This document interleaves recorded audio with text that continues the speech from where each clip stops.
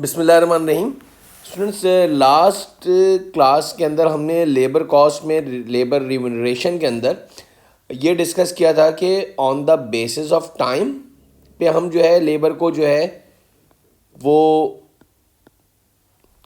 Count करते हैं या फिर on the basis of output के ऊपर जो है हम जो है लेबर को पेमेंट करते हैं। आज की रिकॉर्डिंग के अंदर हम on the basis of output, जिसको on the basis of output को ज़रा डिटेल में बात करेंगे। जो लेबर पे है, जो लेबर रिम्यूनरेशन है बच्चों, उसमें on the basis of output का मतलब ये है कि कंपनी जितने लेबर जितने यूनिट्स बनाएगी उसके लिहाज से हम उसको पैसे देंगे। फॉर एग्जाम्पल, सबसे पहले इसको डिटेल में अगर हम बात करें तो on the basis of output जो है आपके पास वो तीन चीज़ों में तीन डिफरेंट जो है उसके अंदर टाइप्स हैं। एक है आपके पास सिंपल पीस वर्क स्कीम,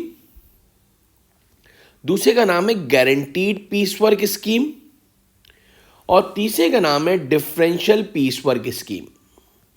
यानी कि on the basis of output भी आपका डिवाइड होता है तीन डिफरेंट पार्ट्स में, that is simple piece work scheme, guaranteed piece work scheme और differential piece work scheme.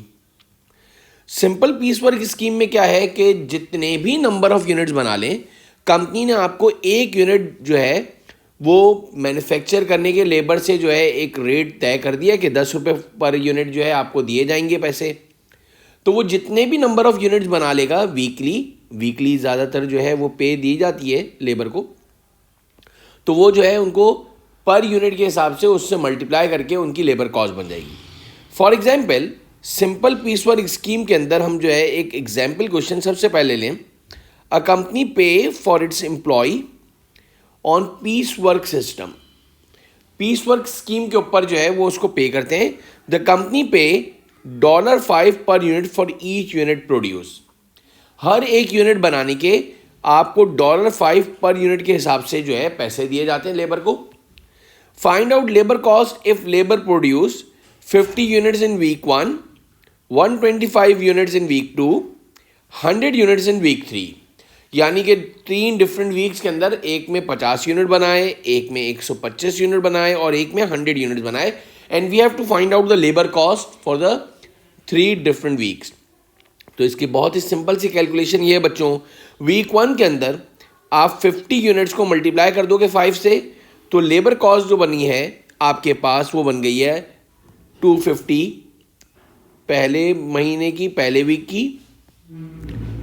Second में देखें आप वीक 2 के अंदर तो 125 यूनिट जो है वो लेबर ने बनाए थे और एक यूनिट के वैसे ही डिसाइडेड था 5 रुपये पर यूनिट। यानी जितने भी नंबर ऑफ यूनिट्स बना लें आपको पैसे जो है 5 रुपये पर यूनिट के हिसाब से ही देने हैं। तो लेबर कॉस्ट जो है इस दफ़ा जो बने हैं वो बने हैं 625। आपकी जो लेबर कॉस्ट बनी है इस दफ़ा वीक 2 की, वो टोटल लेबर कॉस्ट आपकी 625 बनी है।